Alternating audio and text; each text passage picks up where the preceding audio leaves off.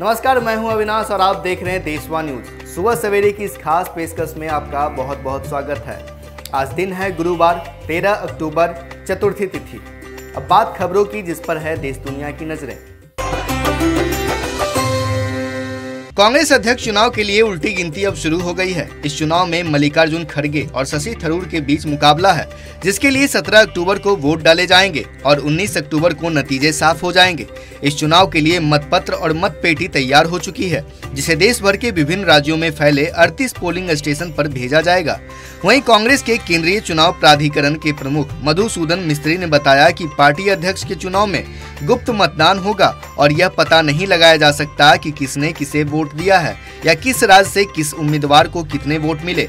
उन्होंने यह भी कहा कि चुनाव प्राधिकरण ने यह सुनिश्चित करने का पूरा प्रयास किया है कि दोनों उम्मीदवारों के लिए समान अवसर हों। कांग्रेस अध्यक्ष पद के चुनाव के लिए वरिष्ठ नेता मल्लिकार्जुन खड़गे पुरजोर तरीके से प्रचार अभियान में जुटे हैं। इस कड़ी में वह बुधवार को भोपाल पहुंचे।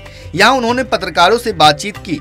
हालांकि इस दौरान उनसे जब पूछा गया कि क्या वह या राहुल गांधी 2024 के लोकसभा चुनाव में पार्टी के प्रधानमंत्री पद के उम्मीदवार होंगे, तो वह इसका जवाब देने से बचते नजर आए। उन्होंने मजाकिया अंदाज में इस सवाल को टालते हुए एक कहावत दोहराई।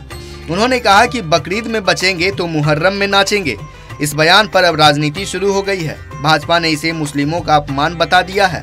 बीजेपी के राष्ट्रीय प्रवक्ता ने कहा कि सबसे पहले मुहर्रम कोई जश्न नहीं बल्कि मातम है।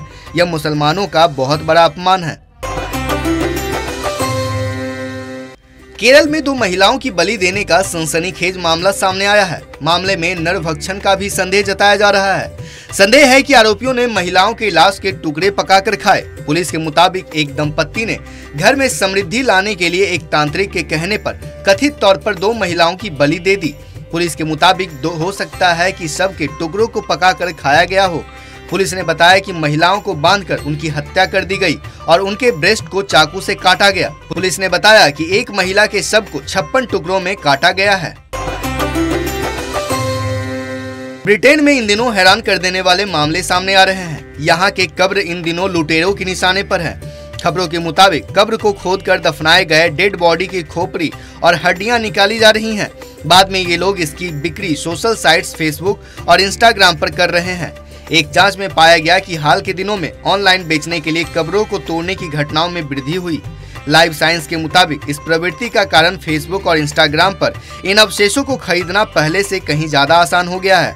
अवशेषों को ऑनलाइन खरीदते समय ये जानना असंभव है कि वो कहां से आए हैं और किसी कारण से पिछले कुछ वर्षों में मानव अवशेष खरीदने की लोकप्रियता में वृद्धि हुई है। अमेरिका के एक कॉलेज से हैरान कर देने वाली खबर सामने आई है। न्यूयॉर्क स्थित बार्नर्ड गर्ल्स कॉलेज में छात्राओं को गर्भ निरोधक गोलियां बांटी जाएंगी। कॉलेज प्रशासन की माने तो अगले साल से यह सुविधा शुरू कर दी जाएगी। कॉलेज का यह कदम अमेरिकी सुप्रीम कोर्ट के मशहूर रोई वी वेड केस में 50 साल बाद पलटे अदालत के फैसले पर प्रतिक्रिया बताई जा रही है।